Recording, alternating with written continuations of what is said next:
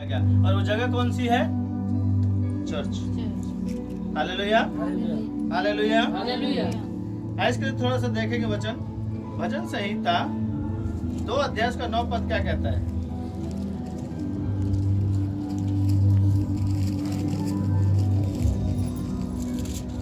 भजन 2:9 फटाफट। लोहे के डंडे से टुकड़े टुकड़े करेगा और तू कुम्हार के बर्तन के समान उन्हें चकनाचूर कर डालेगा। लोहे के डंडे से क्या करेगा? टुकड़े टुकड़े करेगा। हाँ, किसको? किसको? हमारी बुराइयों टुकड़े टुकड़े करेगा। और जो हमारे कल्पनाएं हैं, मिट्टी के बर्तन, क्या मिट्टी के बर्तन है ना? क्या? कुम्हार के बर्तन, तो कुम्हार के बर्तन को बर्तन के समान उन्हें चकनाचूर करेगा। यानी जितने हमारी कल्पनाएं हैं, जितनी हमारी योजनाएं हैं, वो सब क्या हो जाएंगी? चूर चूर। और वो हो भी रही है। ठीक है, जो हम प्रभु से हटकर काम करें, या आपने जो पहले सोचा होगा, वो सब क्या हो गया? चूर चूर हो गया ना? तो हमें कहां पर रहना? परमेश्वर ने हमें अपने समीप में रहने के बोला। अगर हम उससे हटकर काम करते हैं तो हमारे को वो तोड़ेगा। इसलिए कई बार क्या होता है, कुछ नहीं किया, टूटे हुए के समान हमें दर्द होता है कि नहीं? सबसे ज्यादा इनसे पूछो, दर्द होता है कि नहीं? कहां से ये देखो, दोस्त की मौसी भी हमारे पास। तो तुम्हारी योजनाओं को क्या पढ़ा हमने? वो तुम्हें लोहे के डंडे से कूटेगा, और तुम्हारी योजनाओं को भी क्या करेगा? कुम्हार के जो बर्तन कौन बनाता है? कुम्हार। और हम लोग भी कुम्हार ही एक तरीके की योजनाएं बनाते हैं प्रतिदिन, है ना? आज ये हो जाए, आज वैसा हो जाए, है ना? ये आज पैसा इतना आया, हम इसको इतना कर लें, वैसा कर लें, ये सब योजनाएं बनाते हैं हम। क्या होता है? वो चूर चूर, और फिर हम कर्जे में चले जाते हैं। इसलिए कहता है कि तुम्हारे लोहे के राजदंड को लिया हुआ जो पुत्र पैदा हुआ, जो कल्पना पैदा हुई है, उसको कहाँ पहुंचा दो? प्रभु के पास पहुंचा दो, परमेश्वर के पास पहुंचा दो। और तुम परमेश्वर की जो तैयार की गई जगह है, वहां पर आ जाओ। नहीं तो अगर संसार में रहे तो तुम्हारे सारे, इसलिए देखो कभी कभी क्या होता है, बॉडी हमारी बहुत दर्द करती है। ऐसा कुछ खास काम भी नहीं करते हम, जैसे कि हमें थकावट हो जाए, लेकिन कभी कभी बॉडी ऐसे टूटती है जैसे किसी ने, आप कह भी देते हो ना, ऐसा लगा किसी ने कूटा है अच्छे से। कितनों को अनुभव है? ऐसा लगता है कि ऐसे हमारी बॉडी को किसी ने कूटा है, बहुत दर्द हो रहा है। कितने लोगों को अनुभव हुआ है ना? अनुभव है? कुछ नहीं किया, लेकिन ऐसा लगता है जैसे किसी ने कूटा है अच्छे से। तो ये वही है कि तुम्हारी देह को क्या करता है? वो लोहे से टूटता है। हालेलुया। और तुम्हारी कल्पनाओं को वो नष्ट करेगा, कुम्हार के बर्तन के समान। इसलिए हमारी कल्पनाएं क्या कहते हैं? अभी हमने सोचा था कि इस बार तनख्वाह मिलेगी, थोड़ी से ज्यादा मेहनत करी है तो हम दीदी के लिए अलग गिफ्ट लेकर आएंगे। क्या दीदी ने कहा था? क्या मम्मी ने कहा था? नहीं। लेकिन हमारी अपनी योजना, परमेश्वर से पूछे कि हमें भवन में कौन सा गिफ्ट लेके जाना है। प्रभु तू बता, तेरे दास के लिए, तेरी दासी के लिए, तेरी बेटी के लिए कौन सा गिफ्ट लेके जाना है? जब आप ऐसा पूछेंगे, उसके सम्मुख प्रस्तुत करेंगे, तो वो जब कहता है असली कुम्हार कौन है? वो है। और जब वो बना के देगा, ये लेके जा, यकीन मानिए वो तुम ऊंचे प्रधानों के पास पहुंचाए जाओगे, किसी साधारण मनुष्य के सामने नहीं। हालेलुया। तुम्हारा नाम रोशन होगा। जैसा कि कल की मीटिंग में आपने देखा, महिलाओं को कैसे सम्मानित किया गया। 27 तारीख की मीटिंग में आपने देखा जनवरी में कि किस तरीके से महिलाओं को सम्मानित किया गया। क्या आप नहीं चाहते कि आपके द्वारा भी लोग सम्मान पाए? हालेलुया। तो हमें कैसे रहना है? ऐसे, ये अपनी बुद्धि का सहारा अपनी बुद्धि का सहारा नहीं लेना, ना अपनी समझ का, सहारा लेना, परंतु संपूर्ण मन से। यहोवा पर भरोसा रखना। हालेलुया। हालेलुया। बोल प्रभु यीशु मसीह को। जय। एक बार फिर से इस वचन को पूरा दोहराएं। तू अपनी बुद्धि का सहारा ना ना लेना, संपूर्ण मन से यहोवा पर ना अपनी बुद्धि का ना समझ का सहारा लेना, परंतु संपूर्ण मन से। यहोवा पर भरोसा रखना। जोर से पढ़े, कंठस्थ है। तू अपनी समझ का सहारा न लेना, वरन संपूर्ण मन से यहोवा पर भरोसा रखना। हाँ, ऐसा करने से तेरी हड्डियां क्या होंगी? देखो ब्लेसिंग उसके नीचे लिखी है, हिष्ट पुष्ट होंगी, मजबूत होंगी, कहीं से भी गिर जा हड्डी टूटेगी नहीं। क्यों नहीं टूटेगी? क्योंकि हमने बनाने वाले के हाथ में दे दिया, जो असली कुम्हार है। एक अनाड़ी कुम्हार अगर आपको दे दिया जाए कि चलो भाई चक्की चला दी, उसमें तुम लोग बनाओ, बना लोगे बर्तन? बना लोगे? नहीं बना पाएगा। बनेगा तो सही, हाँ बनेगा तो सही, लेकिन परफेक्ट नहीं होगा। हाँ 10-15 दिन के अगर एक्सप्रेस हो जाए तब शायद बन जाए, लेकिन फिर भी वैसा नहीं बने। लेकिन उसके लिए सबसे पहले कहाँ जाता है? या कुम्हार सबसे पहले यहाँ सोचता है मुझे आज बनाना क्या है। मेरा परमेश्वर भी सबसे पहले यहाँ सोचता है कि तुझे कहाँ पहुँचाना है। लेकिन जब हम जैसा योना को कहा तू निनवे को जा, वहां पर जाकर प्रचार कर, बता लोगों को, वो कहाँ जा रहा था? तर्शीश को भाग रहा था। अब खुदा से उसी से तू ही करेगा। पहले तो प्यार से बोला चला जाए, नहीं जाए तो भाग रहा था, तो बोला अब तू ही करे, तेरे द्वारा ही होगा ये काम। तो जो काम उसने आपके द्वारा ठान लिया कि तुम्हें ही करना है, तो तुम देश के किसी कोने भाग जाओ, वो तुम्हें पकड़ के फिर ले आएगा। हालेलुया।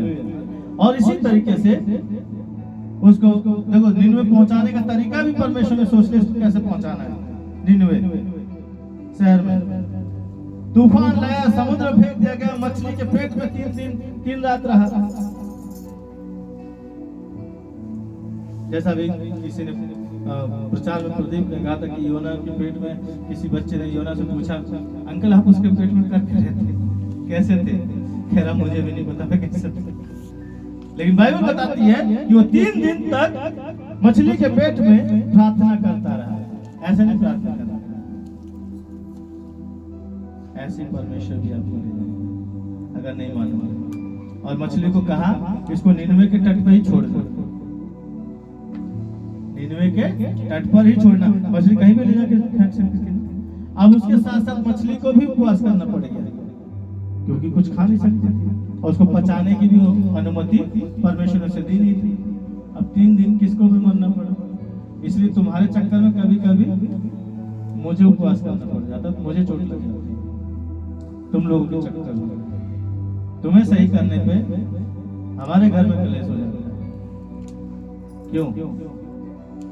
क्योंकि बाप चाहता है कि उसके बच्चे मेरे पास रहे। Hallelujah, hallelujah. बोल प्रभु यीशु मसीह की, प्रभु यीशु मसीह की। प्रेरितों के काम, प्रेरितों के काम अध्याय 8 और 39 पद पढ़े। देखो वहां क्या लिखा। तो इतनी बाइबल पलटवाता हूँ फिर भी जो याद नहीं आती है ना बाइबल इतना।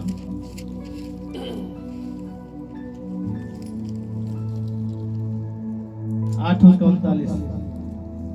जब वे जल में से निकलकर ऊपर आए तो प्रभु का आत्मा फिलिपुस को उठा ले गया, और खोजे ने उसे फिर ना देखा, और वह आनंद करता हुआ अपने मार्ग चला गया। हालेलुया।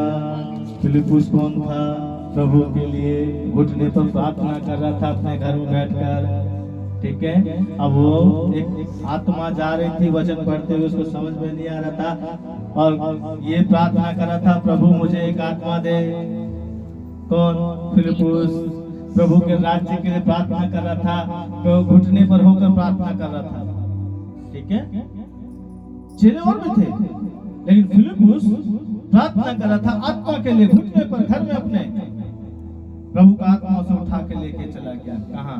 जो व्यक्ति वचन पढ़ रहा था, वो एक राज्य का अधिपति था, उसको वो यशायाह की पुस्तक पढ़ रहा था, और ये वो रथ पर था, रथ पर चल रहा था तेजी से घोड़े के साथ, ये पैदल उसके साथ दौड़ रहा था। उसने दौड़ते दौड़ते पूछा, जो तू पढ़ रहा है, क्योंकि बहुत कुछ नहीं पूछा उसने, पढ़ लेना इस पुस्तक को 8 अध्याय को।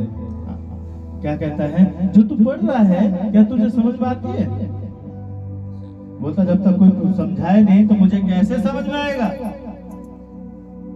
वह उसे बताने लगा, वो यशायाह का 7 अध्याय पढ़ रहा था। उसको उठा लिया, रथ पर बिठा लिया, उसको सुसमाचार सुना दिया।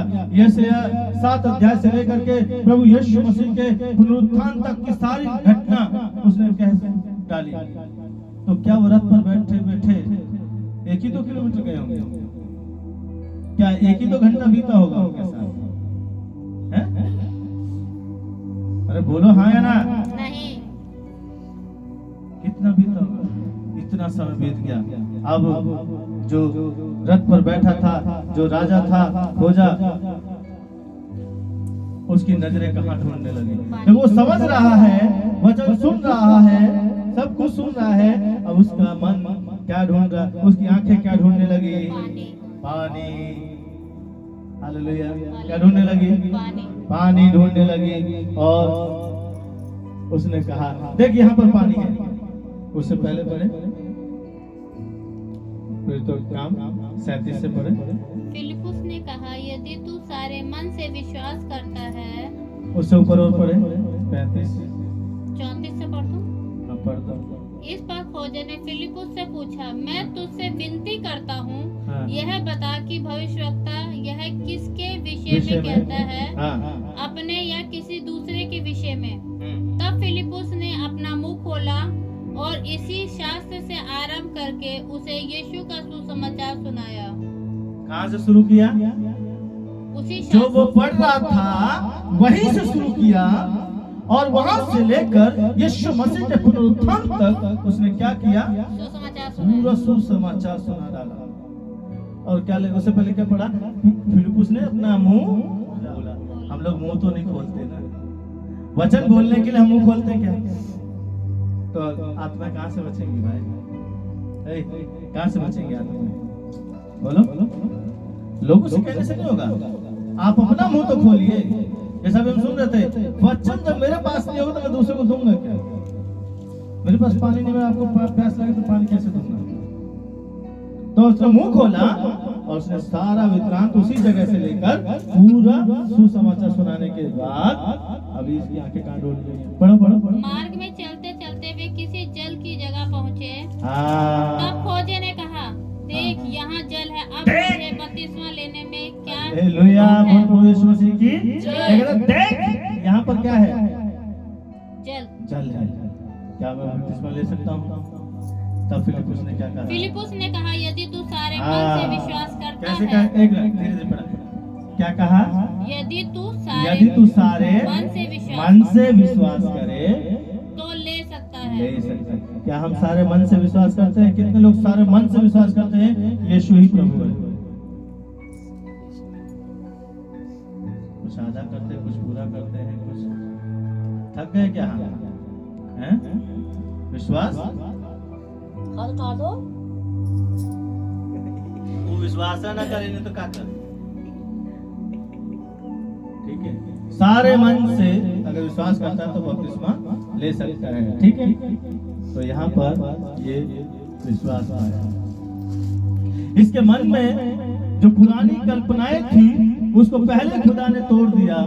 अभी ये क्या कर रहा? वचन पढ़ रहा था। एक व्यक्ति इसके दुआ कर रहा था अपने घर में। देखो, अब इससे पहले हमने पढ़ा कि वो लोहे के राजदंड को टुकड़े टुकड़े करेगा, कुम्हार के बर्तन के समान उनको सारा नष्ट करेगा, है ना? यही पढ़ा था। अभी यहाँ पर क्या कर? अब वो जब लोहे के राजदंड से सारे टुकड़े टुकड़े कर दिया, हड्डी हड्डी गूदा गूदा सब अलग कर दिया, कुम्हार के समान बर्तन के समान उसके सारे विचारों को तोड़ डाला, नष्ट कर दिया। अब यहाँ पर एक व्यक्ति घर में प्रार्थना कर रहा है, दूसरा रथ पे वचन पढ़ रहा है। अभी क्या हुआ? परमेश्वर के राज्य में एक आत्मा। हालेलुया। प्रभु से लेकर चला गया। फिलिप्पुस को उसके घर से उठा के ले गया पवित्र आत्मा, चल। और क्या फिर अभी हमने क्या पढ़ा 39 में, जैसे ही उसने बपतिस्मा ले लिया है, ने फिर उसे फिर न देखा, फिर उसे न देखा। नहीं, शुरू से पढ़ दिया 39 को। जब वे जल में से निकल कर जल ऊपर जब वे जल में से बाहर निकल कर ऊपर आ गए, तो प्रभु का आत्मा आत्मा फिलिप्पुस को उठा ले गया। मनुष्य का आत्मा नहीं, किसका? प्रभु का आत्मा। बोलो प्रभु का आत्मा, प्रभु का आत्मा, प्रभु का आत्मा। प्रभु का आत्मा मुझे इस्तेमाल कर, मुझे इस्तेमाल। क्या कहता है? प्रभु का आत्मा उसको देखो, बपतिस्मे तक का तुम्हारी ड्यूटी है। हर व्यक्ति की बपतिस्मे तक की ड्यूटी है, उसके बाद तुम्हारी ड्यूटी खत्म। वो पवित्र आत्मा जाने, तुम वो जाने, परमेश्वर जाने, समझे? क्या लिखा? फिर देखा क्या? खोजे ने फिर उसे नहीं, जिंदगी में कभी नहीं मिले एक दूसरे से। तो हमें अपना क्या करना है? मुंह खोलना है। आपके सारे राजदंड को खुदा ने ले लिया, आपकी सारी बातों को, सारी कल्पनाओं को परमेश्वर ने तोड़ डाला। अब नए सिरे से वो कहता है मेरी कल्पनाओं पे चल, मैं तुझे खड़ा करूंगा।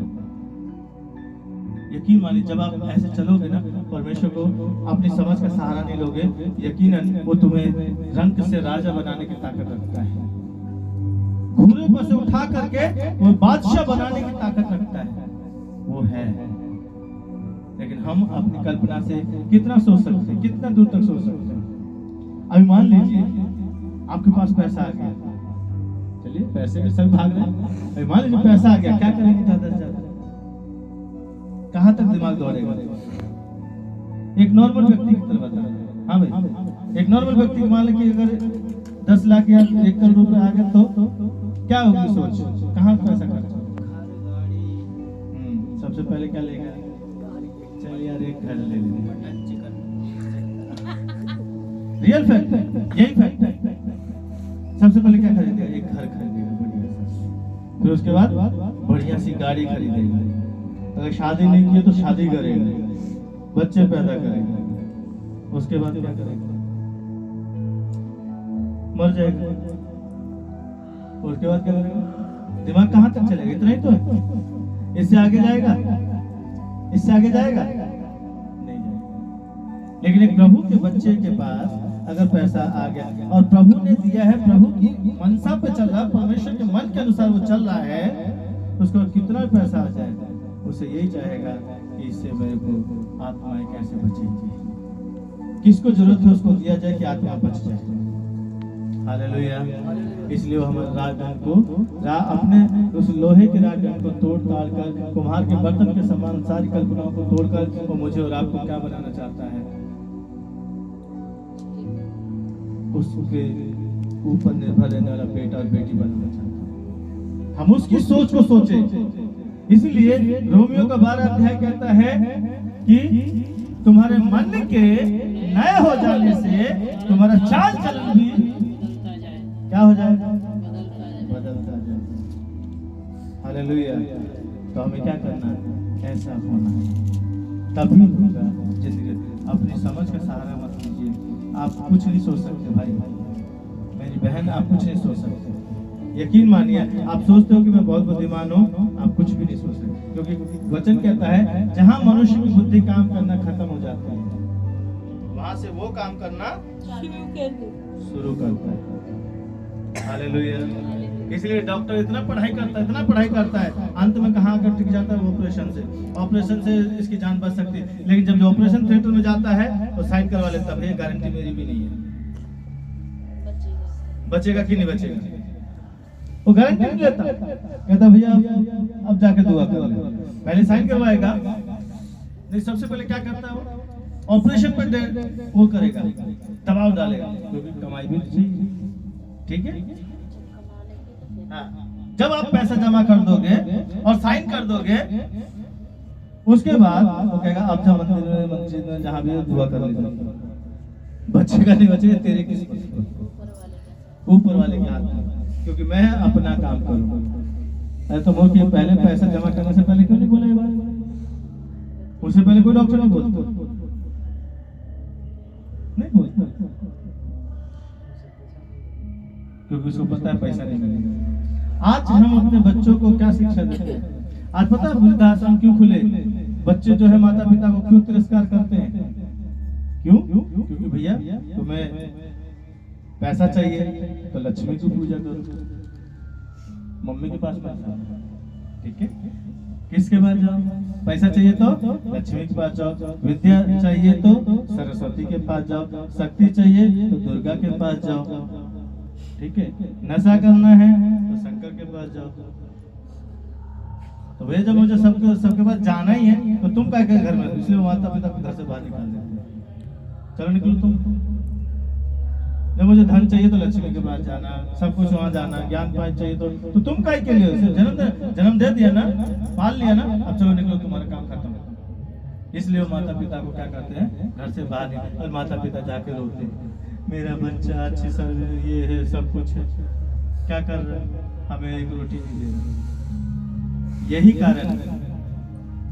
कारण है कि लोग आज रोडों पे घूम रहे, बुजुर्ग जितने भी भीख मांग रहे हैं या वृद्धाश्रम जितने खुले हैं, लेकिन एक मसीह व्यक्ति, एक मसीह माँ, एक मसीह बाप वचन सिखाता है कि प्रभु का वचन ये कहता है बच्चे को उसी मार्ग की शिक्षा दी जाए जिस मार्ग को उसे चलना है।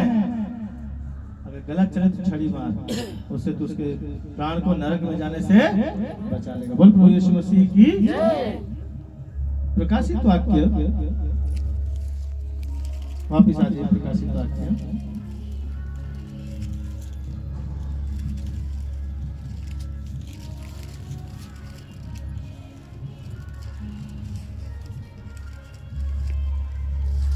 17 पद क्या कहता है? 2 का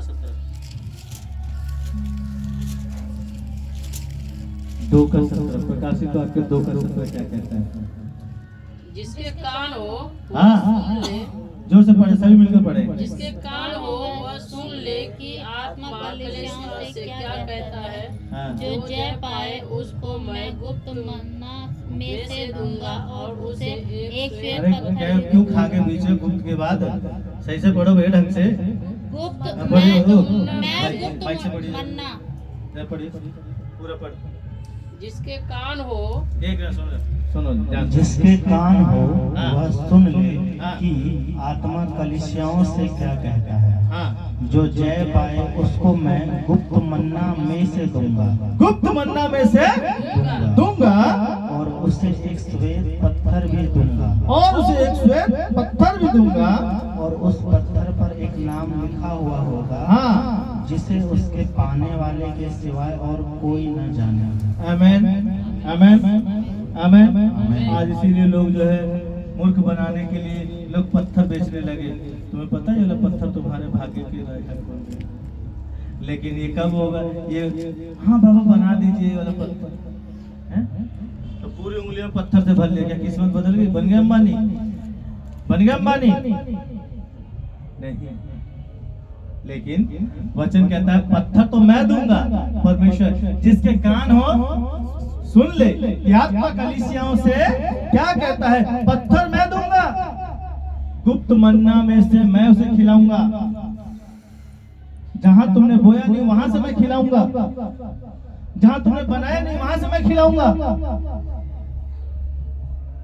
यहाँ आप सब इस बात के गवाह हो कि 2020 के अप्रैल महीने से लेकर के जुलाई महीने तक कितने लोग भूखे मरे अपने घरों में जब बंद थे तो?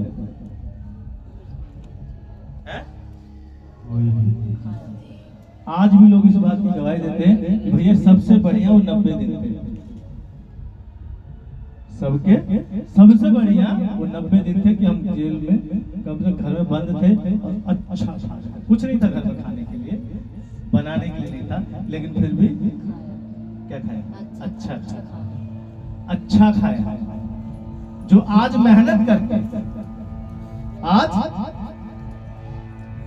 है ना मेहनत करके खा रहे हैं, कमा रहे हैं, आज अच्छा खा रहे क्या? आज अच्छा खा रहे क्या? उन 90 दिनों के मुकाबले आज अच्छा खा रहे क्या? नहीं खा रहे। हालेलुया। ये है मेरे परमेश्वर की ताकत कि वो गुप्त मन्ना में से आपको देगा। अब बताओ आप अपनी बुद्धि चलाओगे या परमेश्वर की? छठा पद क्या कहता है 12 का 6, और वह स्त्री को कहाँ ले गया? और वह स्त्री उस जंगल को भाग गई जहाँ परमेश्वर की ओर से उसके लिए एक जगह तैयार की गई थी कि वहाँ वह 1260 दिन तक पाली जाए। 1260 दिन तक पाली जाए। पाली जाए। बोल प्रभु यीशु मसीह की। और यहाँ पे क्या लिखा है? 11 अध्याय प्रकाशित वाक्य 11 और उसका 2 पद। और मंदिर के बाहर का आंगन छोड़ दे, हाँ, उसे मत नाप। मंदिर के आंगन का, पर मंदिर के बाहर का आंगन छोड़ दे, उसे मत नाप, क्योंकि वह अन्य जातियों को दिया गया है और वे पवित्र नगर को 42 महीने तक रौंदेंगे। 42 महीने तक रौंदेंगे, वो अन्य जातियों को दिया गया है। हालेलुया। तो अधिकतर जो मसीह लोग मंदिर के बाहरी भाग को, आंगन को नापते हैं, मतलब वो अपनी जिंदगी को खुदा के वचन के अनुसार न चला करके, अपने जीवन, अपने मनसा के अनुसार, अपने घर को न देख करके, अपने घर की वेदी को न देख करके, वो बाहर की मिनिस्ट्री को ज्यादा देखते हैं। बाहर, अरे तुम्हें पता है मेरी सेवा वहाँ पे चल रही है, मेरी सेवा वहाँ पे चल रही है, मैं वहाँ पे चल रहा हूँ, मेरा वचन। घर की सेवा, बच्चे कहाँ हैं? बच्चा डिस्को जा रहा है, बच्चा शराब पी के पड़ा है, बच्चा जो है लड़ाई कर रहा है, बीवी कहाँ है? बीवी कहीं और है, और साहब कहाँ मिनिस्ट्री कर सेवा कर रहे हैं? वहाँ चर्च चल रहा है, वहाँ चर्च चल रहा है, इस नगर में चर्च है, उस नगर में चर्च, बहुत सब बिजी है। ये बाहर के आंगन को नापते हैं। ऐसे लोगों को परमेश्वर या अन्य जातियों को दिया गया है, इसलिए अन्य जातियों को कूटती है। देखा मैं नहीं कह रहा, वचन कह रहा है। क्या कह रहे हैं? वो अन्य जातियों ने 42 दिन तक क्या करें? 42 महीने तक रौंदेंगी। 42 महीने तक रौंदेंगी। तो भैया अपने आप को ऐसे काम क्यों करते हो? मैं बहुत सारे ऐसे लोग होते हैं। इसलिए मेरी कलीसिया को हिदायत देता हूँ कि बाहर के आंगन को मत तो रौंदे। जो सुबह 4 बजे उठकर आप लोग प्रार्थना करें, कॉलिंग पे लोगों को जोड़ रहे, अगर वहां से फल नहीं आ रहा, बंद कर दो। सीधी सी बात, ऑनलाइन लेकर आओ। यूथ अरीना में जवान है तो उनके घरों में जवान बैठे, बोलो यूथ अरीना में जुड़ो। उनके घर की महिलाओं को बोलो महिला मीटिंग में जुड़ो, जरूरी है, नहीं तो अब से रिश्ता खत्म। फिर वो अन्य जाति रोन देंगे, उन्हें वो कुटेंगे। सीधी सी बात है, वचन साफ कहता है, मैं नहीं कह रहा। हालेलुया। आप क्या चाहते हैं? आपको भी कोई रोन दे? 13 प्रकाशित वाक्य 13 और इसका 5 पद। बड़े बोल बोलने और निंदा करने के लिए नहीं, 13 का 5 ही है। बड़े बोल बोलने और प्रकाशित निंदा वाक्य। करने। हाँ, अच्छा, मेरे में थोड़ा सा ऊपर से दिया गया है, कौन उससे लड़ सकता है? और बड़े बोल, हाँ, पढ़े। बड़े बोल बोलने और निंदा करने के लिए उसे एक मुंह दिया गया और उसे 42 महीने तक काम करने का अधिकार दिया गया। हालेलुया। उनसे कौन लड़ सकता है? आज कहते हैं ना वचन, उससे ऊपर आपके भी लिखा, उनसे कौन लड़ सकता है? लिखा है? इस पशु के समान कौन है? कौन इससे लड़ सकता है? कौन इससे लड़ सकता है? ये पशु सरीखे हैं। आप इनको कितना वचन सिखा दीजिएगा, कितना इनको समझा ले, ये नहीं समझेंगे। कौन उनसे लड़ सकता है? उनको अधिकार दिया गया है परमेश्वर की ओर से, वो लड़ेंगे। चौथा वचन पढ़ना नहीं, ठीक है, वो लड़ेंगे। वो 42 महीने तक क्या करेंगे? रौंदेंगे। जिस दिन 42 महीने खत्म हो जाएंगे, प्रभु यीशु मसीह आ जाएंगे। हालेलुया। इसलिए जो तुम सुन रहे हो, चर्च पे हमला हो गया, इस पास्टर को वहां कूट दिया, इस पास्टर को वहां मार दिया, क्यों? क्योंकि यही कारण है। क्योंकि वचन का ज्ञान नहीं है। हमने इससे पहले पढ़ा ना, फिलिप्पुस ने क्या किया, मुंह खोला, खोल कर बोला। हम क्या करते, मुंह खोलते, हम डरते। यूट्यूब पे इतने सारे पादरी बैठ कर प्रचार कर रहे हैं, यूट्यूब पे बहुत कुछ बोलते हैं, लेकिन क्या हकीकत में वो पब्लिक में से बोल सकते हैं? मैं कहता हूं, मैं बोल सकता हूं, मैं बोलता हूं। इसीलिए परमेश्वर ने बुद्धि भी दिया हमें, समझ का सहारा नहीं लेते, लेकिन संपूर्ण मन से यहोवा पर भरोसा रखता हूँ, वो मुझे चलाता है। और उसने कहा कि मेरे दूत तेरी रक्षा करेंगे जहां कहीं तू जाएगा। हालेलुया। मेरे दूत तेरी रक्षा करेंगे जहां कहीं तू जाएगा, तुझे वो हाथों हाथ उठा लेंगे। अब आप इन वचनों को जो आपने पढ़ा है, जो सुना है, यूट्यूब पे जब ये डलेगा, इसे आप जरूर सुनना, एक बार फिर सुनना, 10 बार सुनना, नहीं समझ में 50 बार सुनना, पर सुनना इसे, औरों को भेजना। जितने मुझे ऑनलाइन सुन रहे हैं वो भी ये बात को ध्यान दें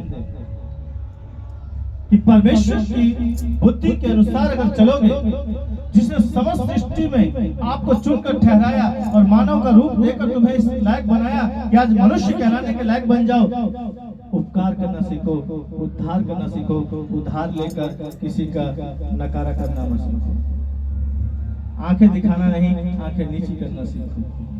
आपको परमेश्वर उन लोगों से, जानवरों से जो बलवान है, जो 42 महीने तक कुचलने के लिए अधिकार दिया गया है, उसको कभी उनके पल्ले नहीं पड़ना। वो परमेश्वर ही तुम्हें बचा सकता है क्योंकि उसे अधिकार दिया गया है, लेकिन ये उन्हीं को मारेगा, ये उन्हीं को तड़पाएगा, उन्हीं पे हमला होगा जो आंगन के बाहरी, है ना, मंदिर के बाहरी आंगन को नापेंगे, है ना, ये भी मेरा है, ये भी मेरा है। और हम कहेंगे ये सब कुछ तो प्रभु का है। हालेलुया। यूथ अरीना कहेगा सब कुछ प्रभु का है, महिला मंडल कहेगी यूथ सब कुछ प्रभु का है, मिलाप तंबू चर्च कहेगा कि जो कुछ प्रभु ने दिया सब कुछ प्रभु का है, मेरा कुछ नहीं। मैं क्यों जाऊं उस पर पंगा लेने, मैं क्यों जाऊं नापने के लिए। बोल प्रभु यीशु मसीह की जय, प्रभु यीशु मसीह की जय। कितने लोगों को बात समझ में है? हम ठोकर कब खाएंगे? जब मंदिर के बाहर के आंगन को नापेंगे। इसलिए परमेश्वर ने कहा अपने मंदिर में रहकर, जैसे फिलिप्पुस अपने घर में रहकर क्या कर रहा था, प्रार्थना पढ़ लेना। उससे ऊपर 8 फिर तो काम 8 अध्याय को वो घर में प्रार्थना कर रहा था, खोजा उससे बहुत दूर था। एक एस्ट्रोलॉजर ने बताया कि वो 250-300 किलोमीटर दूर था, खोजा रथ से जा रहा था। परमेश्वर के आत्मा के लिए, परमेश्वर के लिए कुछ भी काम असंभव। उसके घर से उसको उठा के 300 किलोमीटर की दूरी पर उसके संग संग दौड़ा दिया। और जैसे ही काम पूरा हो गया, वचन कहता है जैसे ही काम पूरा हो गया, खोजे ने फिर उसको नहीं देखा। हालेलुया। और वो पवित्र आत्मा उसको उठा के वापस उसके घर में पहुंचा दिया। और एक बार पौलुस की, फिलिप्पुस की एक कल्पना है, मैं बता रहा हूँ, लिखा या नहीं, लेकिन एक तरीके से फिलिप्पुस को लगा कि ये सपना तो नहीं था, क्योंकि वो तो जब उसकी आंख खुली वो प्रार्थना कर रहा था अपने घर के अंदर। हालेलुया। ये दूसरे संस्करण में है, वो अपने घर में प्रार्थना कर रहा था, लेकिन उसके द्वारा परमेश्वर ने क्या दिया? एक आत्मा बचा ली स्वर्ग में के राज्य में। तो इसलिए आपकी प्रार्थना कभी व्यर्थ नहीं जाएगी। आज फल नहीं आ रहा, कोई बात नहीं, निराश नहीं होना, हताश नहीं होना, आप प्रार्थना करते रहना। यूथ अरीना, महिला मंडल, हर तरीके से कलीसिया, मिलाप तंबू चर्च लीडर्स हो आप प्रार्थना करते रहो। घुटने की प्रार्थना 3:30 बजे उठने की आदत डालो, 3 बजे उठने की आदत डाल दो। यकीन मानो आज फल नहीं आएगा आपके घर में, लेकिन जब आप कलीसिया के बारे में सोचना शुरू कर दोगे, प्रभु का आत्मा आपके घर के बारे में सोचना शुरू कर देगा। आमीन। हालेलुया। वो आपकी पॉकेट भरना शुरू कर देगा। लेकिन ईमानदार, प्रभु के हिस्से में ईमानदार रहें। जब आप भेंट लेकर आते हैं, जब आप उसमें डालते हैं, जब उस थैले में हाथ डालते हैं, आप जब दसवांश देते हैं, हर बात में ईमानदारी के साथ आप प्रभु के सामने दीजिए। आप खाली तो कर रहे हो ना, भरने का काम परमेश्वर का है और वो 70 गुना देगा। हालेलुया। बोल प्रभु यीशु मसीह की, प्रभु यीशु मसीह की। परमेश्वर वचन के द्वारा आप सबको आशीष दे। जय मसीह।